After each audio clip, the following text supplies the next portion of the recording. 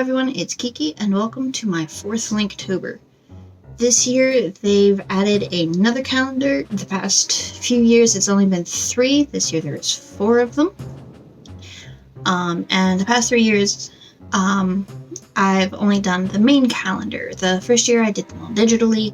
The second year, I picked 2 prompts per week and then did an ink painting. And then last year, I did every single prompt on the main calendar and did them with alcohol markers.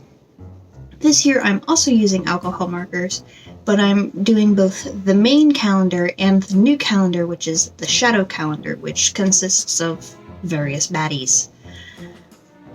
So yeah, it's a bit of an undertaking. I did start prepping as soon as the calendars dropped. Hopefully I won't fall too far behind like I did last year. It got pretty down to the wire of actually being able to post daily last year. Hopefully I'm far enough ahead that it won't happen again, but we'll see. We'll see. So yes, without further ado, let's jump into the first day's prompt of the main calendar's prompt of monster or beast, and the shadow calendar's prompt of shadow or dark link. So for the monster or beast prompt for the main calendar, I decided to do the mini blends from the Wind Waker game. I think they're extremely annoying, but I also find them cute in a weird way. I also, the sound they make, the I find that kind of adorable too. They're incredibly annoying. Especially when you're in those areas where they just don't stop coming. But yes, I decided to do them for the monster or beast prompt, and then for the shadow link or dark link, I obviously did shadow / dark link dude. The idea behind his pose and the background is a thought for my Darkness Descended story, much later on, that has not going to get written for a little while. But yeah, he's gonna be in a spoopy forest and being all creepy and stiff. But yeah, I had a lot of fun with these two. I feel they were good ones to start off with. Simple, but still intriguing. The way I did the mini blends, I kind of wanted it to look like Link was off camera in a way, just sort of beating them up and throwing them into a pile before they all go poof. And I really like how it turned out. I think it's kind of cute. But yeah, so they're just all in a pile getting thrown around going bleh. I didn't quite have the right colors, but I feel I made do enough to show off the different colored mini blends that there are. And again, I think they're cute.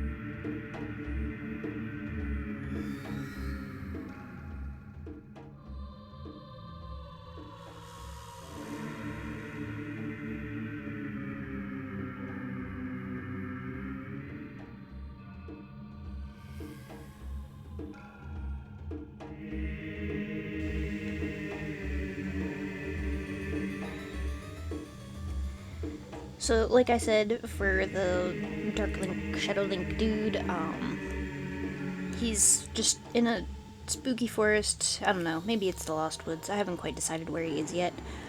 But I wanted there to be, that sort of haunting feel, so I put the fog around that's sort of starting to envelop the area type of a thing. And he's just sort of chilling, leaning on a tree, being like, you screwed. But yeah, I did adjust him a little bit off camera. There are a few that I've done where I do the sketch and then off camera I fix the sketch like a few days later just because I looked at it again and I wasn't happy with it. But just didn't feel like turning the camera back on for a 10-minute adjustment. And they're not always that big of adjustments. Like for him, his body was just a little too small for his head, so I just made him a little bit wider and then adjusted how his arms were sitting. But yeah, I'm really happy with how he came out. This is gray toned paper that I got from Arteza or Arteza. I'm still not sure how to say it. Everybody says it differently. And I really, really like how the Copics show on it. There's this weird mix of they either get really desaturated or they actually stay somewhat vibrant. And I really like it. It's so weird, and it is hard sometimes to pick the colors because of this, but at the same time, I've never really had, so far, a result where I didn't like how the colors come out. There's just been times where I didn't exactly have the color I needed, so it just generally didn't work as well as it should have, just because I didn't have the color.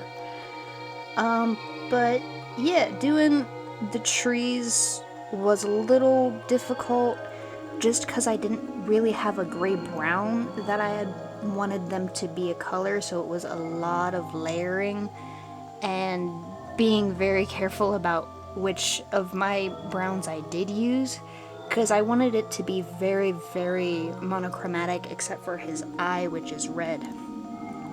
And I think I managed with the brown I did end up using to keep them as gray as possible with still having just that hint of the brown in them. But yeah, I'm really happy with how these both came out, and I hope you like how they come out as well.